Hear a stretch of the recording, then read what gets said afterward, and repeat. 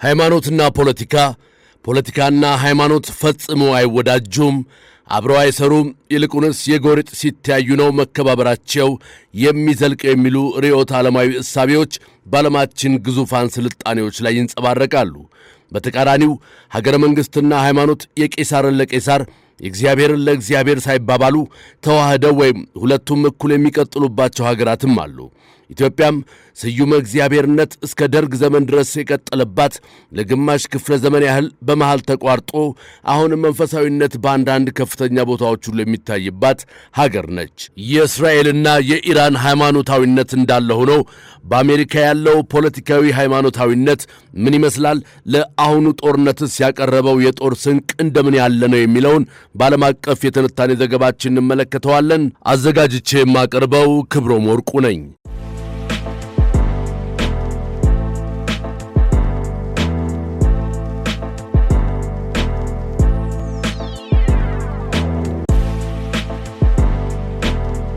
የዓለማችን ቁጥር 1 ተፈሪ የጦር ማዕከል የአሜሪካው ባለ 5 ጎኑ መስሪያ ቤት ፔንታገን ነው። ፔንታገን የሕንፃዎች የበላይ የመስሪያ ቤቶች ሁሉ አባት ነው። በዚያ ጦር እንደ ጠላ ይጠመቃል፣ ውጊያና ፍልሚያ እንደ ጠጅ ይጣላሉ። በዓለም ዙሪያ የሞት ድግስ ሊደገስ ይችላል። የመስሪያ ቤቱን ተፈሪነት ዕቅድና ግብሩን የሚተነትኑ የሴራ ንድፈ ሐሳብ ተንታኞች ወይም ኮንስፒረሲ ቲዮሪስቶች እንደ ሰይጣን አምላኪዎች ምልክት ፔንታግራም በባለ 5 ጎን የተዋቀረው ፔንታገን ወይም ፔንታጎን ከአሜሪካ መንግሥትን ባሻገር የዓለምን ቅርጽ በጦርነት የሚቆጣጠሩ ሌሎች ኃያላን የሚዘውሩት መስሪያ ቤት ነው ይላሉ። አሁን ደግሞ በትራምፕ አስተዳደር የክርስትና ሃይማኖት በነጩ ቤተ መንግሥትም በጦረኛው ፔንታገንም ውስጥ እየዘወረ እንደሆነ ይሰማል፣ ይታያል። በፔንታጎን ያለው የቅዱስ ጦርነት ትርክት ብዙ የሚያስብል ነው። የትርክቱ ነዳፊዎች መለኮታዊና ሰማያዊ ፈቃድ ነው ቢሉም መዘዙ ዳፋውና ውጤቱ ግን ምድራዊ ሆኗል።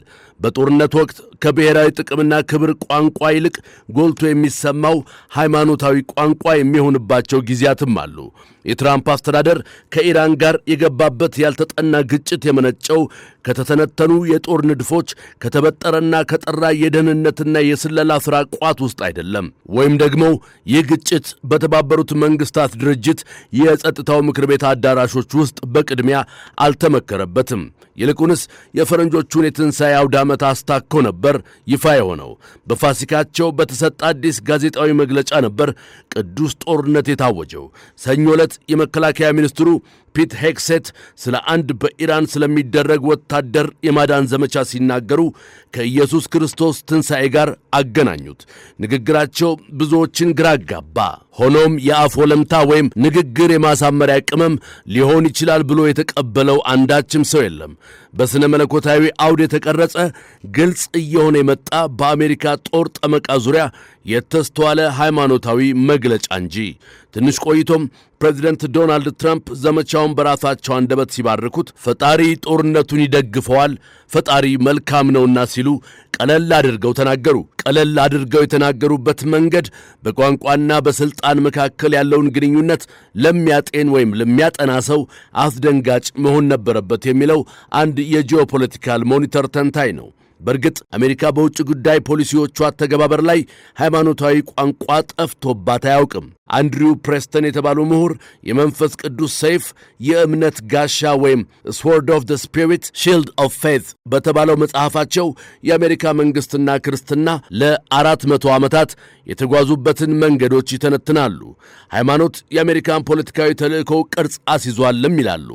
የጋድስ ካንትሪ ወይም የእግዚአብሔር ሀገር ደራሲ ዋልተር ራስል ሚድም የኢቫንጀሊካልና የጃክሰኒያን ሃይማኖታዊ ሞገዶች የአሜሪካን ስትራቴጂያዊ እሳቤ እንዴት እንደቀረጹት ይዳስሳል።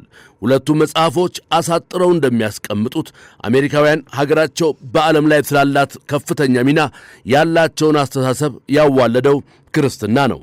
ለዚህም ነው የአሜሪካ መሪዎች ጦርነትን የዓለም ሥርዓትንና ብሔራዊ ጥቅማቸውን በተመለከተ ሲናገሩ ከሃይማኖት መጥመቂያ የሚቀዱት የሚቀመስ የማያጡት። ውድሮ ዊልሰን የተባሉ የቀድሞ ፕሬዝዳንቷም ሊበራል ኢንተርናሽናል ኦርደር የተሰኘ ራዕያቸውን የቀዱት ካልቪኒስት ከተባለ የክርስትና ዘርፍ ነው።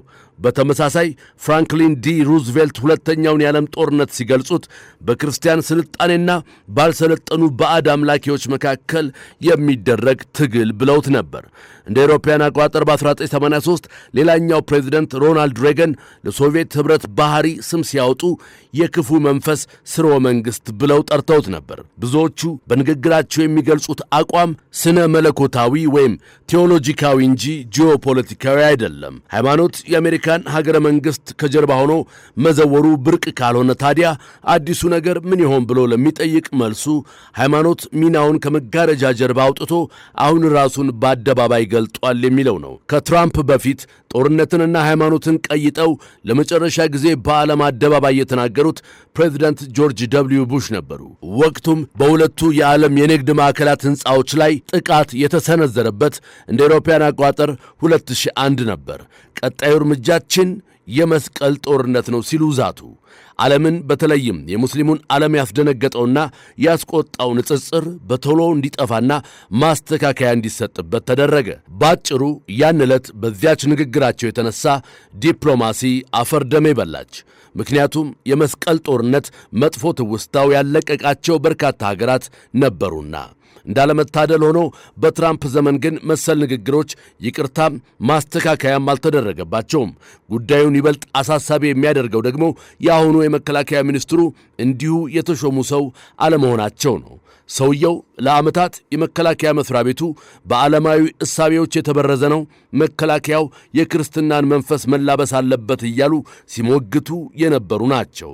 ይህንንም ዘ ዋር ኦን ዋሪየርስ ቢሃይንድ ዘ ቢትራያል ኦፍ ዘ ሜን ሁ ኬፕ አስ ፍሪ በተሰኘው የ2024 መጽሐፋቸው አስቀምጠውታል። የለም ክርስትና አንዱን ጉንጭህን ሲመታ ሌላኛውን ስጠው የሚል በጎ አስተምሮት እንጂ ስለ ጦርነት አይሰብክም የሚሉት እንዳሉ ሆነው በመንግሥት መዋቅር ውስጥ ያሉ ሰዎች ግን ክርስትናን ሲሰብኩት አስደንጋጭ የሚሆነው ሌላው የቅዱስ ጦርነት እሳቤ አደገኛነት ደግሞ ውሳኔውን እንድትጠራጠረው፣ እንድትከልሰው ወይም ቆም ብለህ እንድታስብበት ፈጽሞ አለመፍቀዱ ነው። ምክንያቱም እምነት የተባለ መሠረታዊ የሃይማኖት ባህሪ ያስገድድሃልና። እነዚህን ሃይማኖታዊ ቃላት ተከትሎ ዓለም በተጠንቀቅ ላይ ነው የሚለው የጂኦፖለቲካል ሞኒተር ጽሑፍ ነው። ከሁለት አስርት ዓመታት በፊት የአሜሪካ መንግሥት የሚያደርጋቸው ዘመቻዎች በፍጹም ሃይማኖታዊ እንዳልነበሩ ለሙስሊም ሀገራት ምሎ ተገዝቶ ባስረዳበት አንደበቱ ዛሬ ደግሞ እንዲህ በተቃራኒው ግልጽ አድርጎ ጦርነትን ሲቀድስ እንደማየት ያለ ፖለቲካዊ አለመተማመን ተፈጥሮ አያውቅም እየተባለ ነው። ሌላኛው ስጋት ደግሞ መንግስታት እነ አልቃይዳና አይሲስ ትግላቸው ልክ ነበር ብለው እንዲያስቡ ያደርጋል የሚለው ስጋት ነው። ሌሎችም እንዲፈለፈሉ መንገድ ይጠርጋል ተብሎ ተፈርቷልና። በአሜሪካና በኢራን መካከል ሊደረጉ የሚችሉ ሰሞናዊ ድርድሮችን ተመልክተን እንመለሳለን።